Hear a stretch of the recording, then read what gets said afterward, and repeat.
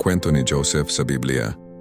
Si Joseph ay ang ika-11 anak ni Jacob at ang paboritong anak dahil siya ang anak ng kanyang minamahal na asawa, si Rachel. Siya ay pinagkalooban ng isang makulay na balabal na naging simbolo ng kanilang espesyal na ugnayan.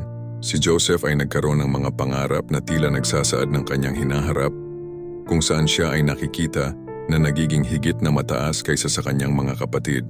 Dahil sa inggit at galit ng kanyang mga kapatid, nagplano sila ng masama.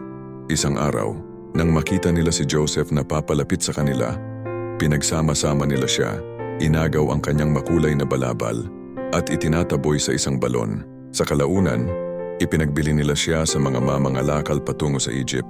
Sa kabila ng kanyang mga pagsubok, si Joseph ay nanatili sa kanyang pananampalataya sa Diyos. Sa Egypt, si Joseph ay naging katulong ni Potiphar, isang opisyal ng hari. Dahil sa kanyang katapatan at husay, siya ay pinromote at naging pinuno ng tahanan ni Potiphar. Subalit kinailangan niyang harapin ang isang malaking pagsubok nang pinagsamantalahan siya ng asawa ni Potiphar. Nang hindi siya sumang-ayon, siya ay inakusahan ng maling gawain at itinapon sa bilangguan. Sa bilangguan, si Joseph ay patuloy na umunlad. Siya ay nakilala bilang isang tao na mayroon siyang kakayahang magpaliwanag ng mga panaginip. Nang ang paring bilangguan na nagkaroon ng panaginip ay patuloy na ipinahayag ang kanyang mga pangarap, siya ay tumulong kay Joseph sa pamamagitan ng pagpapakilala sa kanya kay Haring Faraon. Kinausap ni Faraon si Joseph tungkol sa kanyang mga nakatatakot na pangarap, at noong ipinaliwanag ni Joseph ang kanilang kahulugan, nalaman nilang malapit na darating ang isang malaking taggutom. Sa dahilang ito, siya ay inatasan ni Faraon na maging tagapamahala ng pagkain sa buong Egypt. Dahil sa ipinamalas na pamamahala ni Joseph, nagkaroon ng malaking yaman ng Egypt. Sa kasagsagan ng taggutom, dumating ang kanyang mga kapatid mula sa Canaan upang humingi ng pagkain.